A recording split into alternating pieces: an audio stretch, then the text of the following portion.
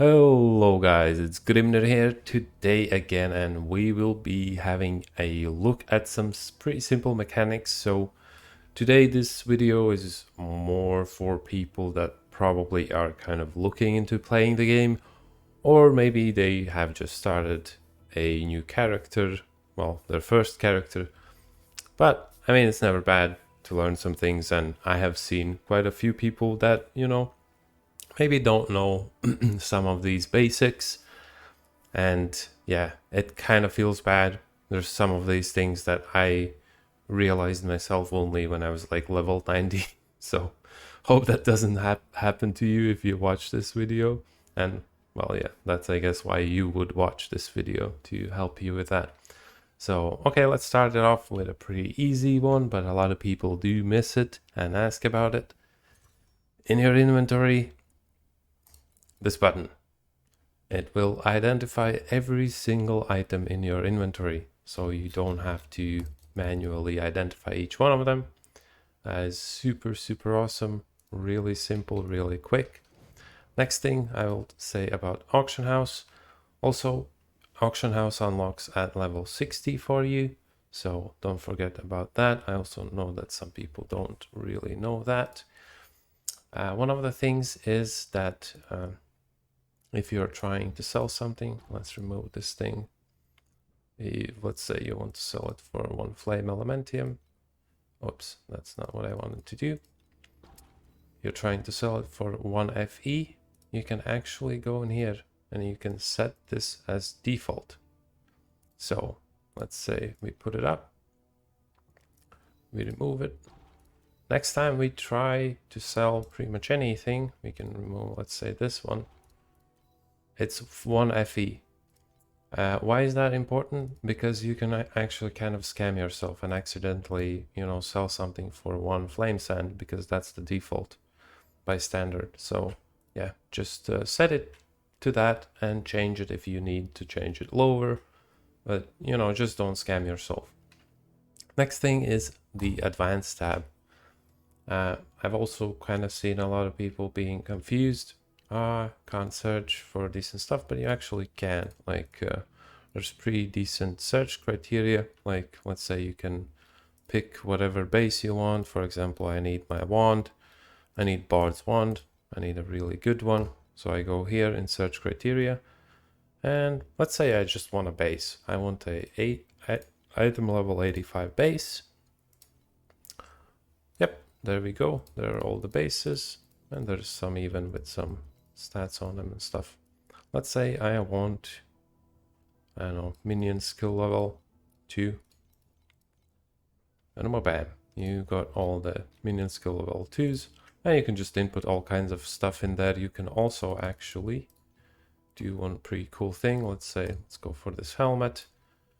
And we can go and tap on corroded gear, yes or no. So if you kind of want to corrode the gear yourself, you can actually just search for ones that are not corroded. Or if you want to look for a specific corroded stat, you can search for the corroded ones, like this one, 70% crit damage. Let's go. Next thing, actually, about the corrosions, I guess I will go for that first. If you don't know what corroding means, it's basically this little UI thing. Basically, you can put in gear. Let's say I put this in. I can corrode it with these. You will get those from the season mechanic. And there are different things that can happen.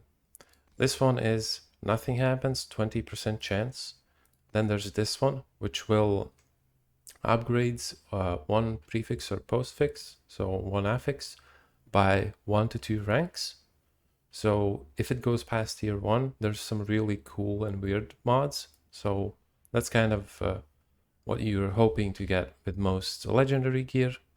There's chaos, which will just re-roll the affixes. So it could re-roll my wand to only 1 minion skill.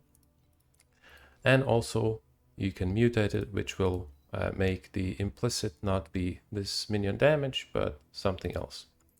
There's also Darkest, which is pretty expensive. It costs you like 12 FE each time. And this one also unlocks this, so 15% chance that it will upgrade two of the affixes by 1 to 2 ranks. So you can make some really insane items with this. That's kind of what you want to do with some of the crazy legendaries to make them even crazier. Yes, and also, if it hits your item with this and it kind of bricks it, don't worry, you can go to crafting, you can actually put it in, and you can still use truth embers, and you can re-roll the item. So I won't do that now because it's kind of expensive and I don't need it. But yeah, you can still re-roll the stats, so it's not all lost, unless it's a legendary, of course. So next thing is your pet auto pickup unlocks at level 15 free season pass. So once you unlock this, you will have free auto loot. And auto loot does not pick up gear, it only picks up materials. So yeah, a lot of people very confused about this, but that's a good thing, believe me. Later on, you don't want to pick up all the gear that you see on the floor. You will just lose your mind. Yeah, this just wouldn't be good. So yeah, level 15. And then you just need to equip any of your pets and put them on follow. If you do that, they will follow you and they will pick up stuff for you. Next thing is actually with the SpaceTime Wanderer, so memory decryption. It's you get these memory fragments from various activities, and you don't have to just go through them and like, oh, select. If I had a full stack, I just did a full. I opened all of them already. You just go here and you just press on store all and confirm. It will do up to tier 10 stacks. So it's like super fast to open them. Otherwise you're going to waste your time opening just the memories. Next thing is quite a few people seem to think that a lot of things are like character bound, because it kind of feels like it, because you have these different inventories. But you can actually put all of those items in here. Like, let's say you want to put in some skill. Bam, put it in here. You want to put in some of these respec stuff. You put it in there. It's all good stuff. You can do all of this. You can put things on your alts. You can give them like beacons and all of this stuff. So don't be too afraid of that. I had like one friend was like, oh no, I don't have any crafting materials. I was like, bro, just, put them in your stash and take them out with your other character. So that's all good. DPS dummy is the next thing. You kind of probably know, but there's this thing. You can just like make your minions or yourself. You can just smash it and you will see what your DPS is. And yeah, that's about it. Nothing too crazy about that. But yeah, it's just like way more reliable way to check your actual DPS, because the tooltip is not really right, because you will usually have a bunch of like blessings on your character, auras. Well, okay, auras will show up anyway, but all kinds of buffs and whatnot. Next thing we'll do with crafting. When you're crafting, let's say I want to craft this wand. I don't want to, but let's say I want to. When you press on the affix list, that will show you all the stuff you can craft. You actually see all of the mods that you can get on it and what the chances are of getting them. Okay, so, and you can also actually switch to what item, so you can kind of, without putting in the actual item that you're crafting, you can actually check all the mods that ember can get on an item. So that can be useful. Let's go with the skill trees. One thing you can do is you can actually reselect your skill trees. So I'm a warlock, but if I want to, I could switch for, let's say, alchemist or druid or something. You can do that by just clicking this and just confirm. You can do this for free up to level 80. Up to level 80, and including level 80, you can do all of this for free. You can also just clear the tree if you want, you know, paying the Oblivion points, or for free if you're under 80. Next thing also is that you can select these and change these on the fly. Let's say you're running some build that has like insane clear with some of these things, masteries, and also with hero traits. Don't be afraid to, you know, switch them around when you reach the boss. Let's say, you know, I can do this. I can like go, oh, okay, I don't want this. I can go in, burst the boss down. After that, change it back. It's some switching around, but you can do that. And if that saves you some time killing bosses, for example, or DPSing down packs, go for it. Next thing, oh yeah, this one's also a thing that people ask. If you have problems with your aura, don't be too afraid with the flat seal auras, like let's say magical source. You can buy these level 1 from the NPC or from your skill menu. You can just buy them level 1. Let's say you leveled it up to whatever level, it's like 60 mana, but you don't have enough mana. You can just go in here, buy it, put it on, and level it up in like one beacon run. Okay, get it to what level you want.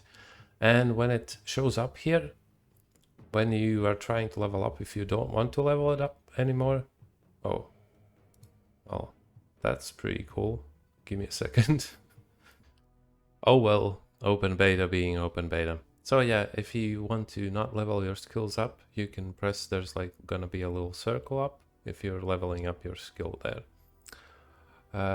What else? Oh yeah, one more thing in terms of the end game is, don't forget that you can level, when you're leveling up your cards, you can actually adjust the trait deck. So this is my setup right now.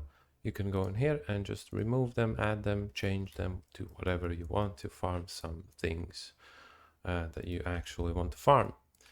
Probably one of the biggest things that a lot of people kind of miss is the hero ranking system. Please open, please open. Oh no. Oh no. Please. Oh no.